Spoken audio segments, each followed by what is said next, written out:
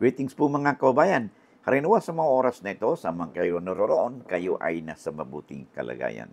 Sa mga ating pong masugid na taga-subaybay, mga viewers po natin, mga subscribers po natin, mga likers po natin, mga walang humpay na nagpapalo po sa ating channel.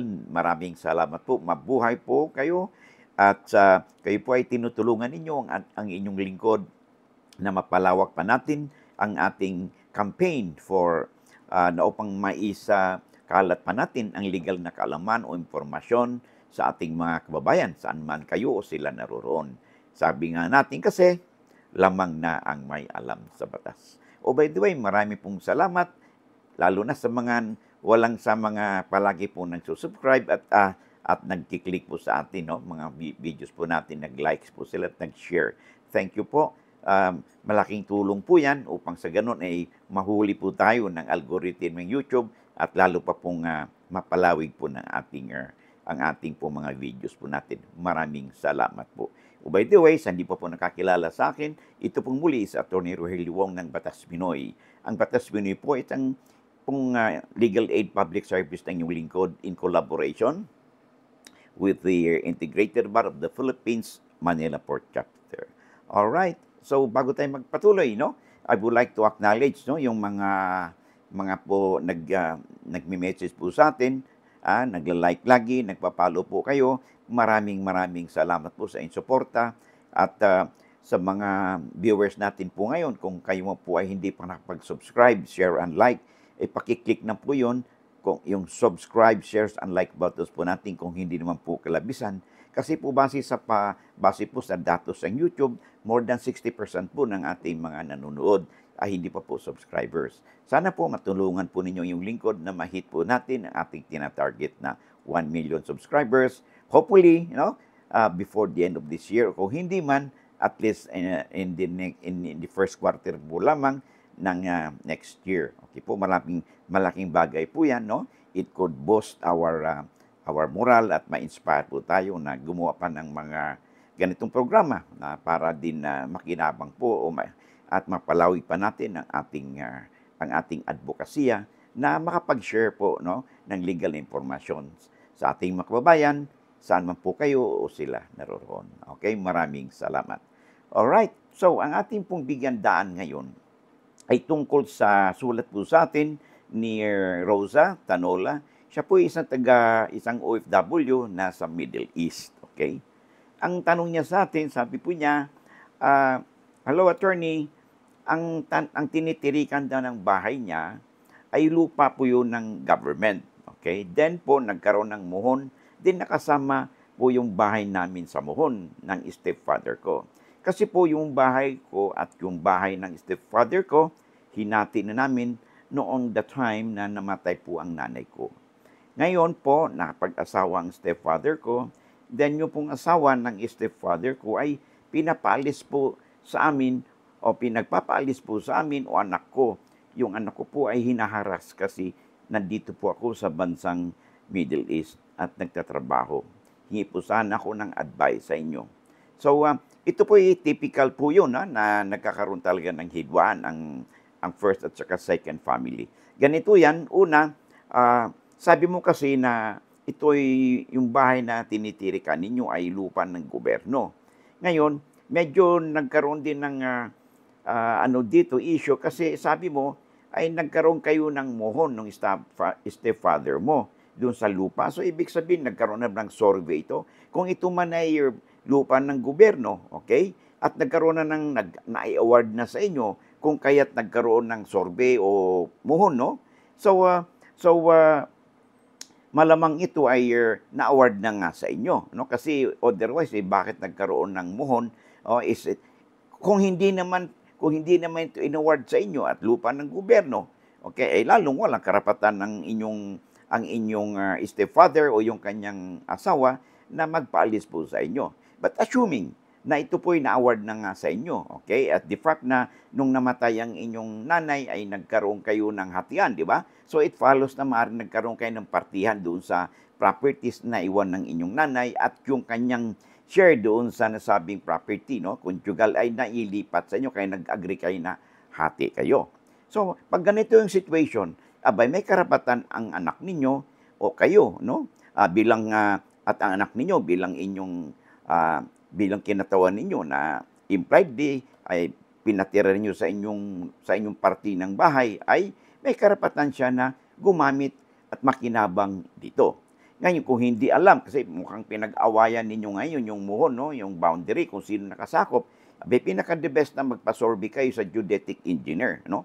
Upang sa ganon, malaman talaga, no, sa pamamagitan ng tinatawag nating relocation or verification survey, ay malalaman dito kung sino talaga yung naka-encroach o nakasakop ng inyong property. Okay? Ngayon, kung hindi kayo magkakasundo, abay, base dito sa resulta ng kasi base sa relocation survey, dito na malalaman kung sino ba talaga naka-encroach sa inyo. At saka ang pagbabasihan mo ay siyempre yung sinasabi mong hatian ninyo ng iyong stepfather. So yung dokumentong ito, pinagkasunduan ninyo, ay siya magiging basihan doon sa paggagawin ninyong relocation o verification survey.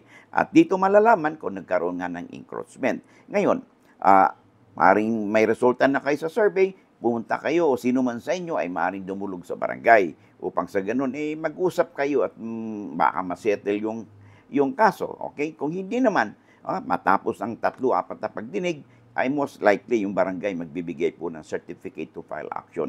Ay pag sa ganito, ay malaya na kayo o sino man sa inyo, no, na pumunta po sa korte upang litisin ang inyong mga akusasyon or counter-accusation sa isa't isa. At dito malalaman, base sa inyong ebidensya, kung tama ba ang inyong father-in-law, ang stepfather mo, o kayo at may karapatan ba sila na magpaalis sa inyo. So, yun ang inyong gagawin, no? So, makipag-ugnayan kayo sa inyong lawyer, no? Upang sa ganun ay masuri pa ang inyong situation, anumang dokumentong mayroon kayo, no?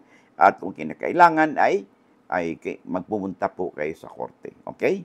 Maraming salamat. So I hope nasagot po natin ang katanungan, no, ni ang pangalan niya ay let me check again, si Rosa Tanola. Okay? So bago tayo magpatuloy, pwede po makahingi sa inyo ng pabor, no? Mayroon tayong pinapromote na libro, no? Particularly ito pong legal handbook, no, a daily companion for all. So kahit na hindi po kayo abogado, no, ay malaking bagay po kung meron po kayo nito sa inyong bahay o sa inyong place of work. Ang legal handbook po, a daily companion for all, ay kahit na hindi po kayo lawyer, makakatulong po ito sa inyo, no, by your parang ready handy book ninyo o reference ninyo, lalo na kung may interest kayo, no, tungkol sa isang batas. Ang legal handbook po ay abstract po ng samot-saring mga batas na most likely may kinalaman sa buhay po natin, no? Nandyan po yung batas tungkol sa family, sa marriage, no?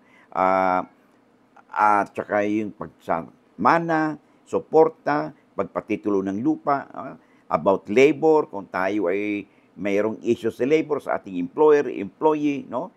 At ganun din sa land reform, no?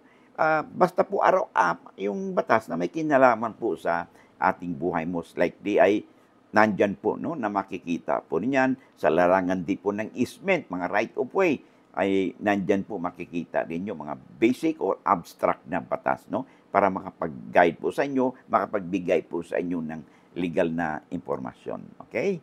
And then, ang isa pong libro na i-promote po natin ay yung tinatawag nating handbook on our Bill of Rights, no? Ang libro pong ito ay nakasaad dito yung ating karapatan bilang isang mamamayan, no?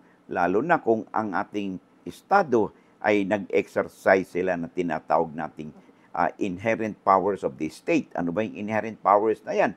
Ay napapasok na po dito yung inherent powers ng halimbawa ay eminent domain. Papasok din dito na yung power of taxation, okay?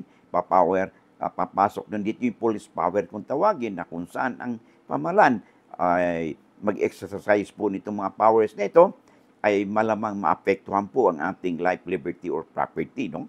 At pag sa ganito, dapat alam po natin ang ating karapatan. So, malaking bagay po, no, kung mayroon kayo nito.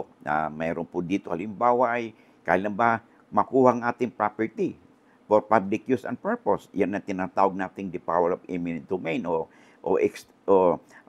at saka meron po din po tayong issue dito sa pag-aresto po sa isang tao. May warrant ba dapat o kailan ma-aresto ng walang warrant?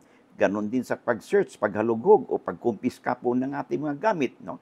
At pag na-exercise po ito ay ng pamahalaan ay more or less apektado po ang ating life, liberty or property po natin. Okay? Meron na rin po tayo ngayong tinatawag nating mga, kasi medyo digital world na po tayo ngayon, di ba? Ang ating pong mga electronic gadgets, pag ito po ay nagamit sa isang krimen, no? Yung ating computer, laptop, mobile phone po natin, tablets po natin, pag nagamit po yun sa isang krimen, ay papasok din po dyan ang cybercrime, no? At maaaring pong makumpiska, ma-examine po ang ating mga electronic gadgets pamamagitan ng cyber warrants, no? So, ito po ay upang pangalagaan din ang ating right sa property at saka sa privacy po din natin. Kaya, mahalaga po na meron po kayong ganitong librong ito. And of course, halimbawa, meron din dito, kung halimbawa kayo ay under custodial investigation o nahuli kayo ng walang warrant at inimbestiga kayo ng law enforcement agencies, abay, dapat alam din ninyo ang inyong karapatan if you are under custodial investigation. Okay? So, yun lang po. Sana kung kayo po ay interesado, you can have this screenshot po ninyo at puntahan po ninyo yung website po nila, no? Central Books, no?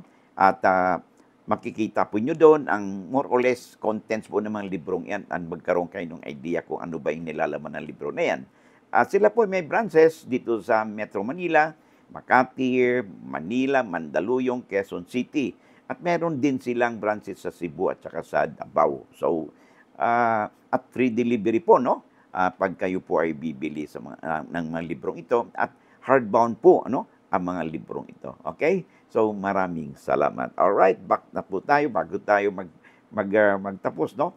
I would like to, again, request po, no? Kung kayo po hindi mga latecomers, kung kayo po hindi pa nakapag-subscribe, share, and like, paki-subscribe naman po ang ating channel, no?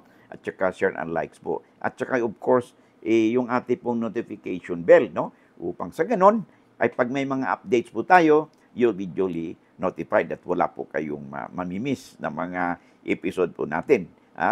Sabi nga natin ay, lamang na ang may alam sa batas. Hanggang dito na muna tayo. Maraming salamat and see you again in the next video po natin and God bless.